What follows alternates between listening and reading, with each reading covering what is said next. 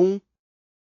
Na frase, os livros, que estavam na estante, foram doados, o uso das vírgulas é obrigatório, pois o trecho entre elas caracteriza uma oração subordinada adjetiva explicativa.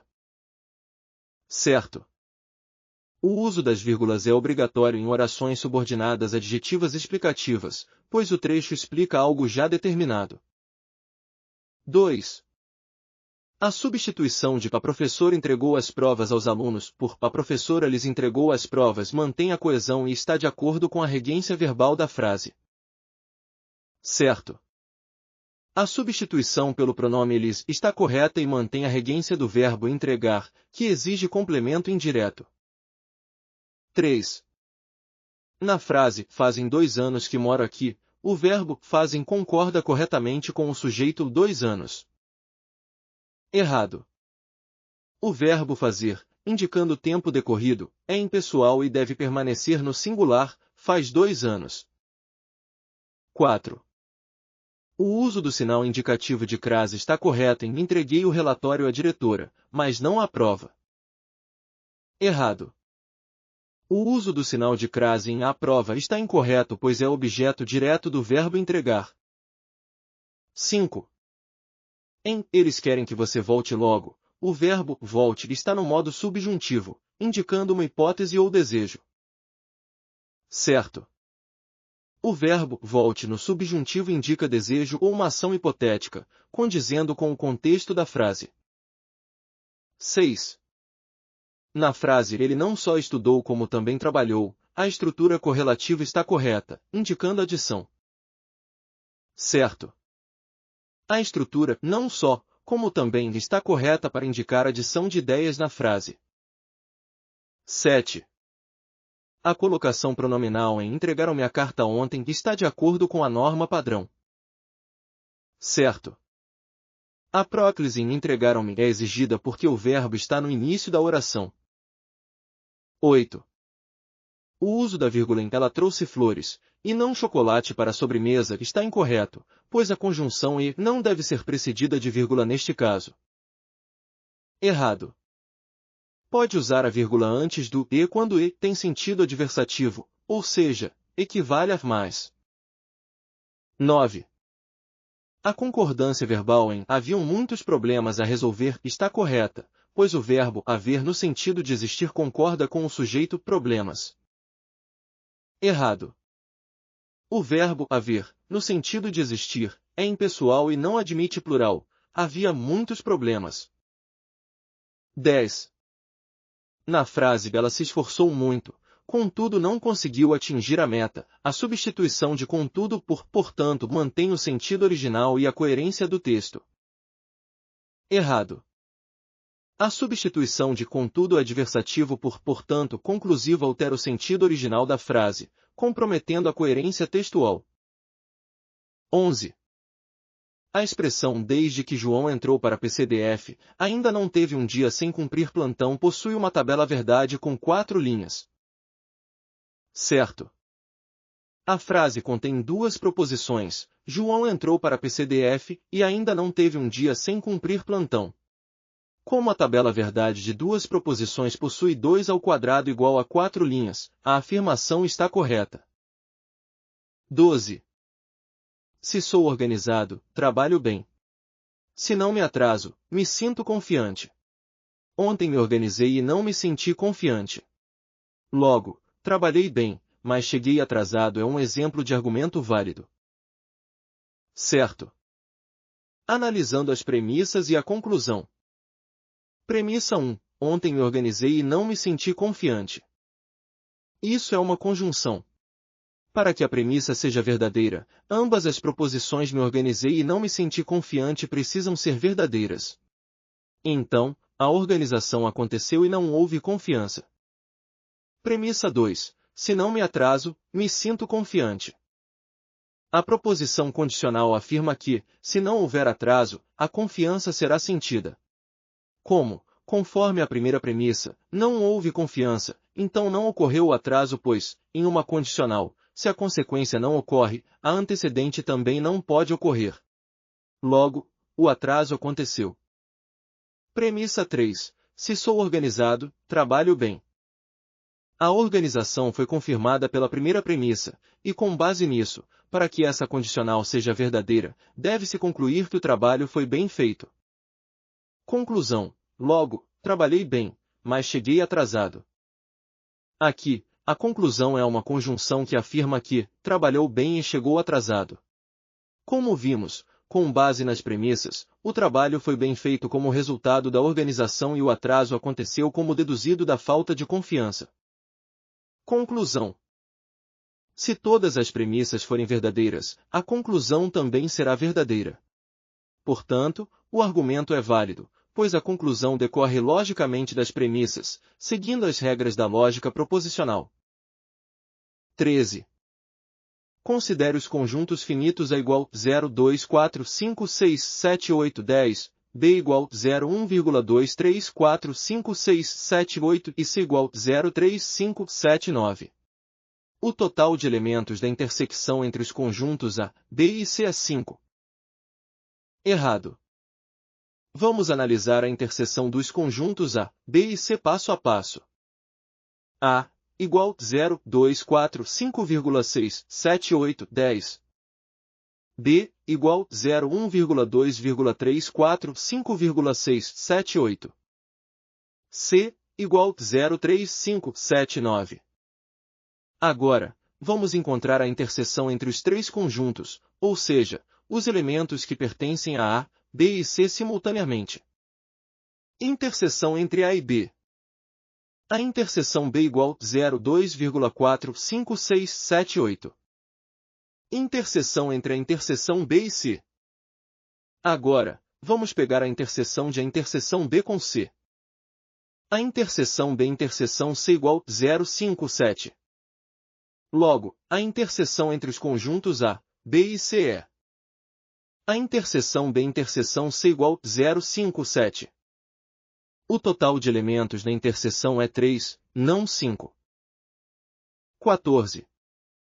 Um grupo de 9 pessoas esperava uma loja abrir para entrarem e aproveitarem os descontos da Black Friday, mas os funcionários resolveram formar uma fila e tiveram muito trabalho pois todas as pessoas diziam ter chegado primeiro. De 362.880 maneiras diferentes seria possível organizar essa fila. Certo.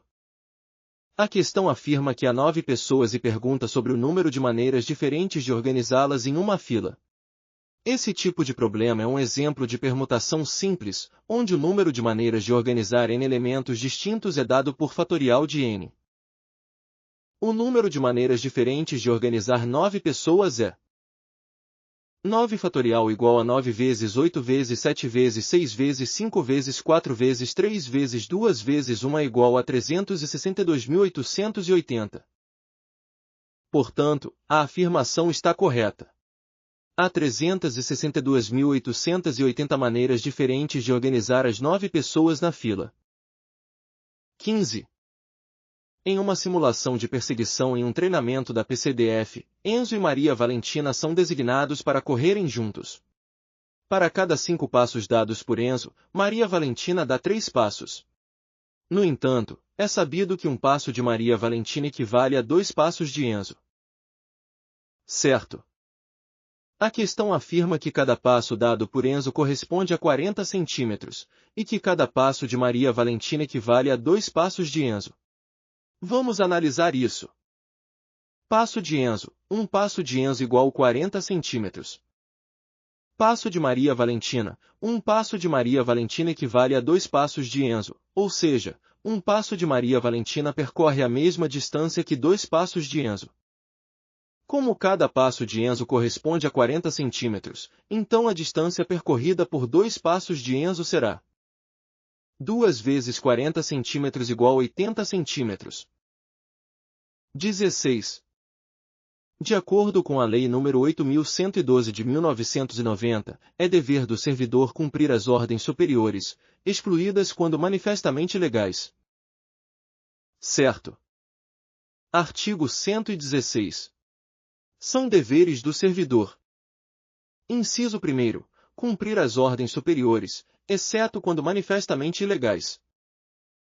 17. Recondução é a investidura do servidor em cargo de atribuições e de responsabilidades compatíveis com a limitação que ele tenha sofrido em sua capacidade física ou mental, verificada em inspeção médica. Errado. A definição correta de recondução está prevista no artigo 29 da Lei nº 8.112 de 1990.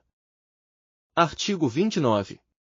Recondução é o retorno do servidor ao cargo anteriormente ocupado, quando: Inciso 1º, invalidado o ato de sua remoção. Inciso 2º, reintegrado ao cargo, quando invalidada sua demissão. 18.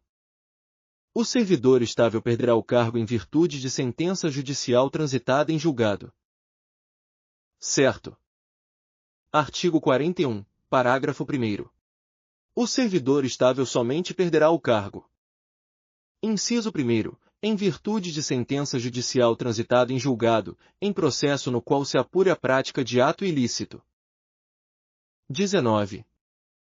O regime jurídico único dos servidores públicos civis da União, autarquias e fundações públicas federais, estabelecido pela Lei nº 8.112 de 1990, define princípios e normas para a gestão de servidores públicos. Regula provimento, vacância, remoção, redistribuição, substituição, requisitos de investidura, formas de provimento e regras para concursos. Essencial para garantir direitos e deveres, oferece um marco regulatório claro à administração pública federal. Certo. A Lei nº 8.112 de 1990 estabelece o regime jurídico único dos servidores públicos civis da União, aplicável também às autarquias e fundações públicas federais. Ela define os direitos, deveres e responsabilidades dos servidores públicos federais, bem como as normas para sua gestão, incluindo provimento, admissão ao serviço público, vacância, saída do cargo, remoção, transferência de cargo, redistribuição, realocação de servidor entre cargos de mesma carreira, substituição, designação de um servidor para substituir outro, requisitos de investidura, condições para assumir o cargo, formas de provimento, concursos, nomeações, etc. Regras para concursos públicos. 20. Ao servidor público é vedada a participação na administração de sociedade empresarial, personificada ou não personificada. Certo. Artigo 117. Ao servidor é vedado: Inciso 10. Participar da administração de sociedade empresarial, personificada ou não personificada, salvo quando se tratar de sociedade constituída para fins acadêmicos, culturais ou de pesquisa, com fins exclusivamente educacionais ou científicos, e desde que a participação seja sem fins lucrativos. 21. Conforme a Lei 4.878 de 65, por desobediência ou falta de cumprimento dos deveres o funcionário policial será punido com a pena de repreensão. Certo. Artigo 43. São penas disciplinares. Inciso 1º, repreensão, aplicada por escrito, em casos de indisciplina ou falta de cumprimento dos deveres. 22.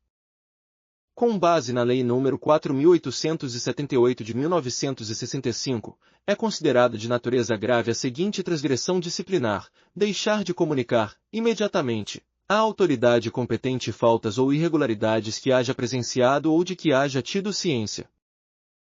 Errado. O artigo 43, que trata das penas disciplinares, classifica a repreensão como punição aplicável para faltas leves, incluindo casos de descumprimento de deveres funcionais e pequenos desvios de conduta. 23. Se um agente de polícia cometer crime contra os costumes ou contra o patrimônio, a ele será aplicada automaticamente a pena de demissão, independentemente da natureza e da configuração do crime.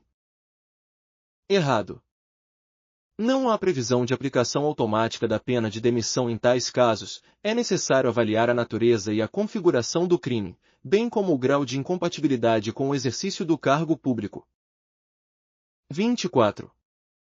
Segundo a Lei nº 4.878 de 1965, a responsabilidade administrativa do servidor será afastada no caso de absolvição criminal que negue a existência do fato ou sua autoria, bem como no caso de falta de provas. Errado. De acordo com a Lei nº 4.878 de 1965, a responsabilidade administrativa do servidor somente será afastada em caso de absolvição criminal que negue a existência do fato ou sua autoria. Entretanto, a falta de provas no processo criminal não afasta a responsabilidade administrativa, pois os âmbitos criminal e administrativo possuem naturezas e finalidades diferentes, e o padrão de prova no processo administrativo é mais flexível do que no processo penal. 25. A suspensão preventiva, em regra, não excederá de 90 dias, será ordenada, desde que o afastamento do funcionário policial seja necessário, para que este não venha a influir na apuração da transgressão disciplinar. Certo. De acordo com o artigo 82 da Lei nº 4.878 de 1965, que regula o regime jurídico peculiar aos funcionários policiais civis da União e do Distrito Federal, a suspensão preventiva é cabível quando o afastamento do funcionário for necessário para a apuração de transgressões disciplinares graves, e, em regra, não pode exceder 90 dias. 26. Segundo a Lei Complementar 840 de 2011, a posse em cargo público deve ocorrer no prazo improrrogável de 30 dias contados da publicação do ato de nomeação, sob pena de ser considerada sem efeito. Certo. De acordo com o artigo 9º da Lei Complementar nº 840 de 2011, a posse deve ocorrer no prazo de 30 dias a partir da nomeação, e, caso não ocorra, o ato será considerado sem efeito. 27. Segundo a Lei Complementar 840 de 2011, é permitido o exercício de cargo em comissão por servidor público em licença para tratar de assuntos particulares. Errado. O artigo 101, inciso 2º, estabelece que a licença para tratar de interesses particulares é incompatível com o exercício de cargo em comissão.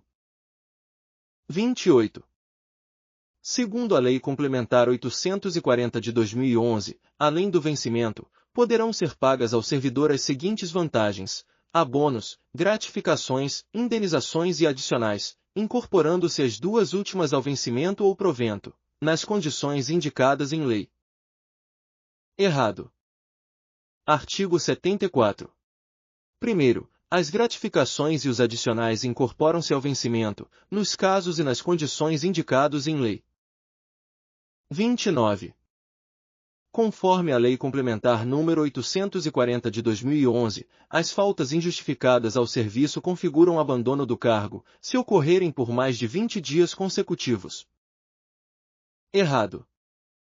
Artigo 64. As faltas injustificadas ao serviço configuram: inciso 1º, abandono do cargo, se ocorrerem por mais de 30 dias consecutivos. Inciso 2º, inassiduidade habitual, se ocorrerem por mais de 60 dias, interpoladamente, no período de 12 meses.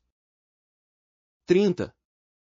Segundo a Lei Complementar nº 840 de 2011, é dever do servidor atender com presteza aos requerimentos de expedição de certidões para defesa de direito ou requisições para defesa da administração pública.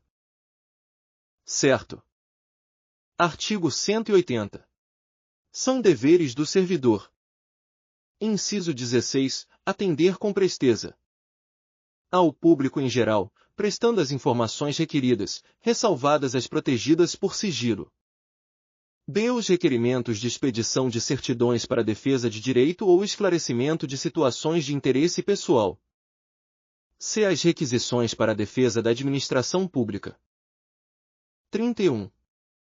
Conforme o Decreto-Lei nº 2.266 de 1985, poderá ocorrer a ascensão funcional do cargo de agente de polícia para o cargo de delegado de polícia, sem concurso público. Errado. Decreto-Lei nº 2.266 de 1985. Este Decreto-Lei estabelece as disposições sobre a carreira policial civil do Distrito Federal, mas não autoriza a ascensão funcional entre cargos diferentes, como de agente de polícia para delegado de polícia. 32. Conforme a Lei nº 9.264 de 1996, os agentes penitenciários passam a ter lotação e exercício nas delegacias especializadas da Polícia Civil do Distrito Federal, mediante designação dos diretores dos respectivos presídios. Errado. Artigo 3º. A. Os servidores ocupantes dos cargos de agente policial de custódia passam a ter lotação e exercício nas unidades que compõem a estrutura orgânica da Polícia Civil do Distrito Federal, mediante designação de seu diretor-geral. 33. Segundo a Lei nº 9.264 de 1996, a carreira de Polícia Civil do Distrito Federal é de nível superior e compõe-se dos cargos de perito criminal, perito médico-legista, agente de polícia, escrivão de polícia, papiloscopista policial e agente policial de custódia. Certo. Artigo 3º. A carreira de Polícia Civil do Distrito Federal é de nível superior e compõe-se dos cargos de perito criminal, perito médico-legista, agente de polícia, escrivão de polícia, papiloscopista policial e agente policial de custódia. 34. De acordo com a Lei 9.264 de 1996, o cargo de diretor-geral, nomeado pelo governador do Distrito Federal, é privativo de delegado de polícia ou perito criminal do Distrito Federal integrantes da classe especial, votados em lista tríplice alternada a cada 2 anos. Errado. Conforme o artigo 12 da, incluído pela Lei 13.047 de 2014, o cargo de diretor-geral, nomeado pelo governador do Distrito Federal, é privativo de delegado de polícia do Distrito Federal integrante da classe especial. 35. Todas as carreiras da PCDF, conforme a Lei nº 9.264 de 1996, dar-se-ão sempre na terceira classe, mediante concurso público, exigido curso superior completo, observados os requisitos previstos na legislação pertinente. Certo. Artigo 5º. O ingresso nos cargos das carreiras de que trata esta lei dar-se-á sempre na terceira classe, mediante concurso público, exigido curso superior completo, observados os requisitos previstos na legislação pertinente. 36. São símbolos oficiais da Polícia Civil do Distrito Federal a bandeira, o hino, o brasão, as armas e o distintivo. Errado. Resolução número 1. De 7 de março de 2023 Regimento Interno da PCDF. São símbolos oficiais da Polícia Civil do Distrito Federal a bandeira, o hino, o brasão e o distintivo artigo 237. 37. Segundo o Regimento Interno da PCDF, são princípios institucionais da Polícia Civil do Distrito Federal, dentre outros, a divisibilidade da investigação policial e a delegabilidade das atribuições funcionais. Errado. Artigo 2º. São princípios institucionais da Polícia Civil do Distrito Federal. Inciso 1º. Hierarquia e disciplina funcionais. Inciso 2º. Impessoalidade. Inciso 3º. Proteção dos direitos humanos. Inciso 4º. Participação e interação comunitária. Inciso 5º. Resolução pacífica de conflitos. Inciso 6º. Uso proporcional da força. Inciso 7º. Eficiência na repressão das infrações penais. Inciso 8º. Indivisibilidade da investigação policial. Inciso 9º. Indelegabilidade das atribuições funcionais. Inciso 10. Unidade de doutrina e uniformidade de procedimentos. 38.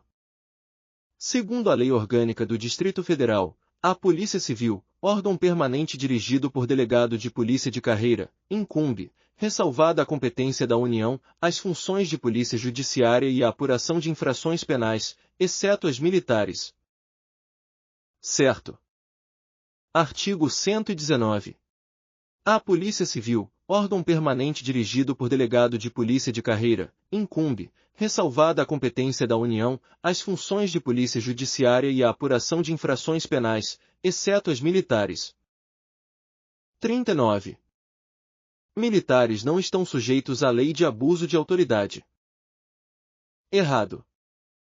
Artigo 2º. é sujeito ativo do crime de abuso de autoridade qualquer agente público, servidor ou não, da administração direta, indireta ou fundacional de qualquer dos poderes da União, dos Estados, do Distrito Federal, dos municípios e de território, compreendendo, mas não se limitando a: Inciso 1º, servidores públicos e militares ou pessoas a eles equiparadas. 40.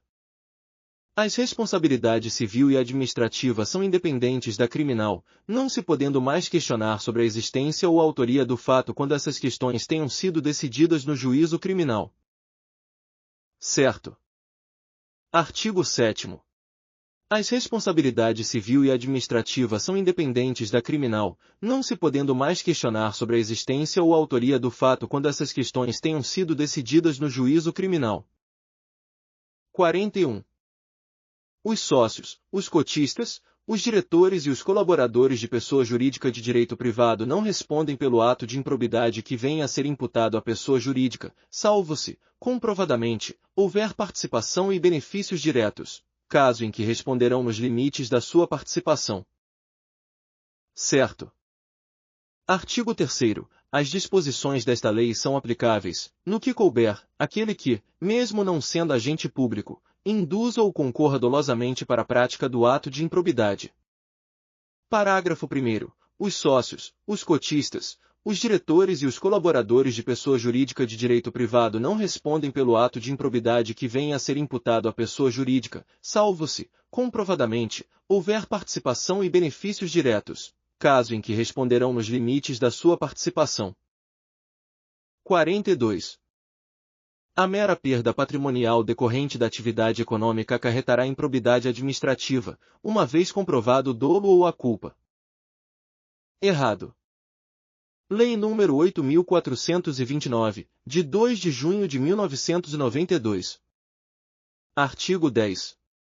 Parágrafo 2º. A mera perda patrimonial decorrente da atividade econômica não acarretará improbidade administrativa, salvo se comprovado ato doloso praticado com essa finalidade.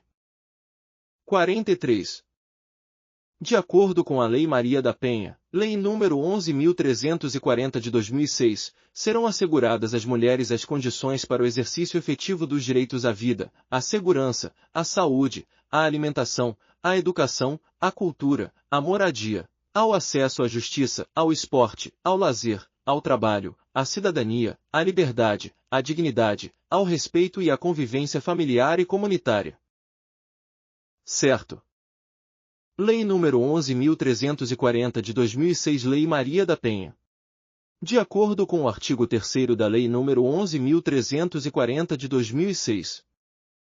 Artigo 3º. Serão asseguradas às mulheres as condições para o exercício efetivo dos direitos à vida, à segurança, à saúde, à alimentação, à educação, à cultura, à moradia, ao acesso à justiça, ao esporte, ao lazer, ao trabalho, à cidadania, à liberdade, à dignidade, ao respeito e à convivência familiar e comunitária.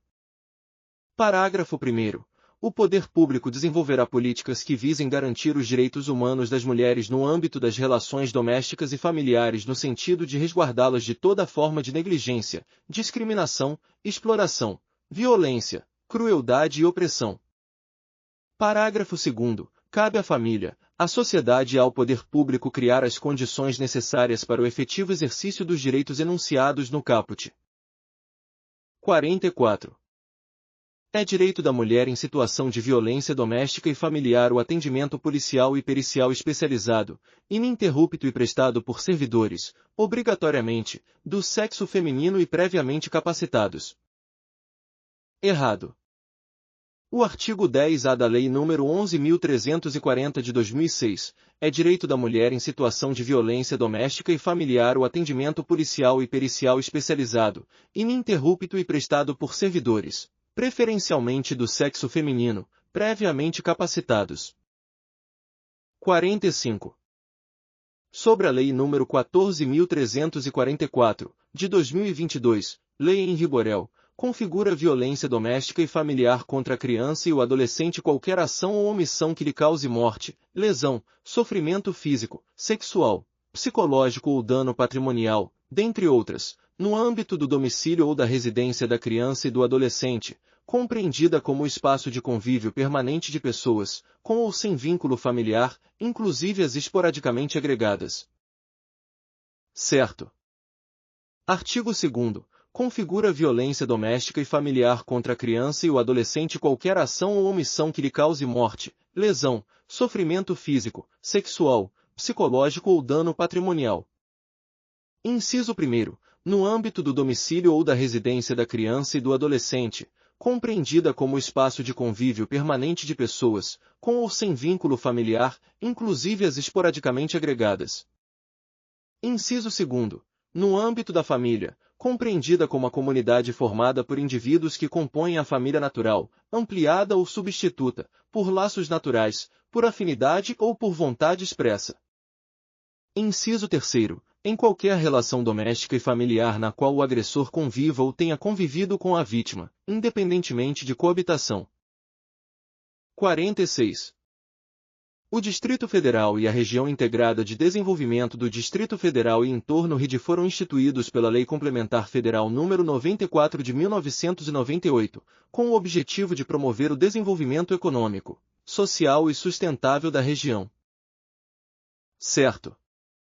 A Lei Complementar Federal nº 94 de 1998 institui a Região Integrada de Desenvolvimento do Distrito Federal e entorno RID, com o objetivo de promover o desenvolvimento econômico, social e sustentável da região, abrangendo o Distrito Federal e os municípios limítrofes. 47. A economia do Distrito Federal é predominantemente voltada para a indústria, com pouco impacto dos setores de serviços e agricultura. Errado.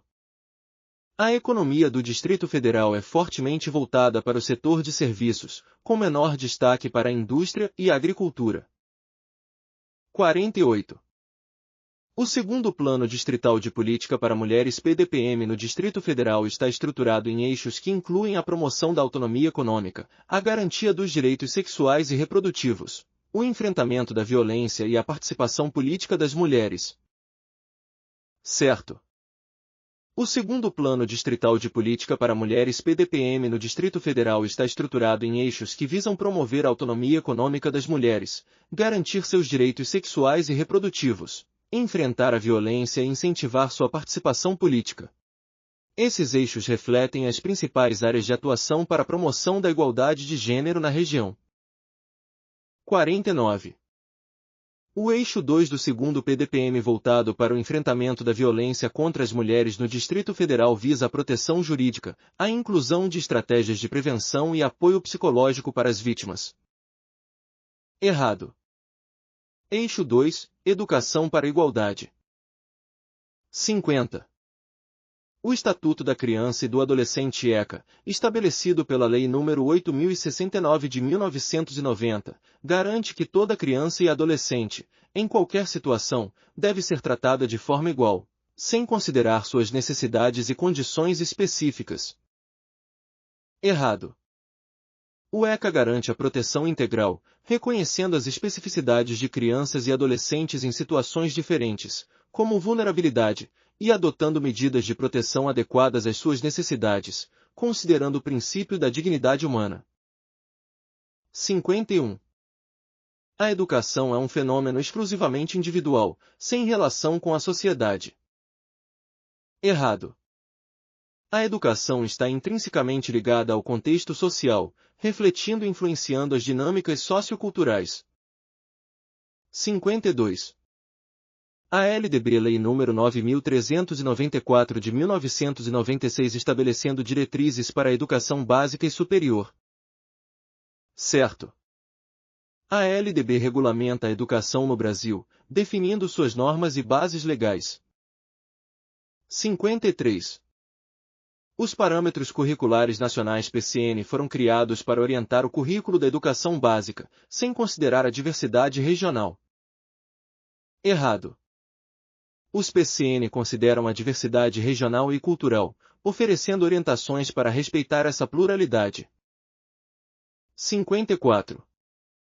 A educação corporativa não deve se preocupar com o desenvolvimento social e emocional dos colaboradores, mas apenas com suas habilidades técnicas. Errado. A educação corporativa envolve o desenvolvimento de competências técnicas, sociais e emocionais dos colaboradores. 55. A supervisão educacional deve ser vista apenas como um controle hierárquico sobre os educadores, sem foco em sua melhoria profissional. Errado. A supervisão educacional deve ser focada no apoio, orientação e desenvolvimento profissional dos educadores. 56. Liderança no contexto educacional é um processo unidirecional, onde o líder transmite informações e os subordinados as recebem passivamente. Errado. A liderança envolve processos de troca e interação, com participação ativa de todos os envolvidos. 57. O planejamento educacional deve ser flexível, permitindo ajustes durante o processo, conforme as necessidades dos alunos e do ambiente. Certo. O planejamento deve ser dinâmico e adaptável às situações e mudanças que surgirem. 58. O projeto político-pedagógico PPP é uma ferramenta que visa apenas atender às exigências legais e não necessariamente à identidade da instituição de ensino. Errado. O PPP deve refletir a identidade da instituição e orientar suas práticas pedagógicas, além de atender às exigências legais. 59. Na educação à distância, a principal ferramenta pedagógica é o professor, que interage diretamente com o aluno, sem o auxílio de outras tecnologias. Errado. A educação à distância utiliza diversas tecnologias e plataformas para mediar o ensino, facilitando a interação entre os alunos e conteúdos. 60. A ação pedagógica em projetos sociais visa principalmente a inclusão de alunos em situação de vulnerabilidade, por meio de metodologias participativas e práticas. Certo. A pedagogia em projetos sociais busca promover a inclusão social e educacional, adotando práticas interativas e participativas. 61. As ferramentas de inteligência artificial na educação são usadas exclusivamente para substituir os professores, tornando o ensino completamente automatizado. Errado. A inteligência artificial serve para auxiliar o ensino, personalizando a aprendizagem e otimizando processos, sem substituir os educadores. 62. O papel do pedagogo no âmbito corporativo está restrito à aplicação de métodos tradicionais de ensino, sem considerar o contexto organizacional. Errado. O pedagogo na educação corporativa deve adaptar métodos para atender às necessidades e características específicas do ambiente organizacional. 63. A educação corporativa deve ser vista apenas como uma estratégia de treinamento técnico, sem considerar o desenvolvimento pessoal dos colaboradores. Errado. A educação corporativa deve integrar o desenvolvimento técnico, comportamental e pessoal dos colaboradores, promovendo uma formação integral. 64. As universidades corporativas são espaços para a educação acadêmica, com um vínculo com as necessidades empresariais ou de capacitação profissional. Certo. Elas são voltadas para o desenvolvimento de habilidades técnicas e comportamentais que atendem diretamente às demandas do mercado de trabalho, embora também possam oferecer programas que complementam a educação acadêmica. 65. A avaliação educacional é um processo único e final, sendo necessário acompanhar o progresso do aluno após o término do curso. Errado.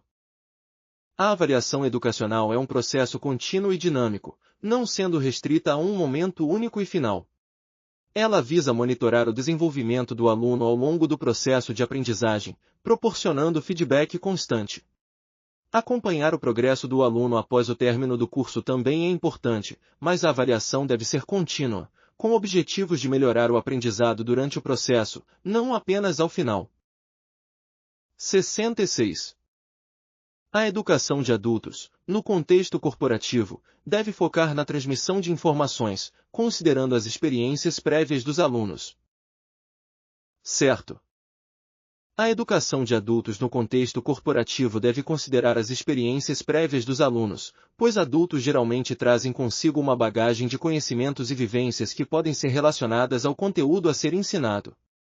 Além de transmitir informações, o processo de ensino deve valorizar a experiência dos alunos, promovendo uma aprendizagem mais significativa e aplicável ao contexto profissional. 67. A liderança pedagógica envolve a tomada de decisões administrativas, com impacto direto nas práticas de ensino. Certo. A liderança pedagógica envolve, sim, a tomada de decisões administrativas, especialmente aquelas relacionadas à organização do processo de ensino-aprendizagem. As decisões tomadas pelos líderes pedagógicos, como gestores escolares, influenciam diretamente as práticas de ensino, garantindo que as estratégias educacionais sejam implementadas de maneira eficiente e que atendam às necessidades dos alunos e da comunidade escolar. 68. A avaliação das ações de capacitação em educação corporativa deve considerar a reação dos participantes e não os resultados práticos para a organização. Errado. A avaliação das ações de capacitação em educação corporativa deve considerar tanto a reação dos participantes quanto os resultados práticos para a organização. Focar apenas na reação dos participantes não é suficiente, pois é essencial analisar os impactos reais da capacitação no desempenho dos colaboradores e nos resultados da organização, garantindo que os objetivos educacionais estejam alinhados com as necessidades corporativas. 69. A interdisciplinaridade é um princípio fundamental na educação corporativa, visando integrar diferentes áreas de conhecimento para a resolução de problemas complexos. Certo. A interdisciplinaridade promove uma visão holística, importante para resolver problemas de forma colaborativa e integrada. 70. Gestão do conhecimento nas organizações é um processo ativo, com a necessidade de colaboração entre os colaboradores e a gestão. Certo. A gestão do conhecimento nas organizações, de fato, um processo ativo que envolve a colaboração entre os colaboradores e a gestão. Esse processo visa coletar, compartilhar e aplicar o conhecimento dentro da organização, para que ela possa inovar, melhorar seu desempenho e alcançar seus objetivos. A colaboração entre todos os níveis da organização é essencial para a efetiva troca de informações e para o desenvolvimento de soluções mais eficazes.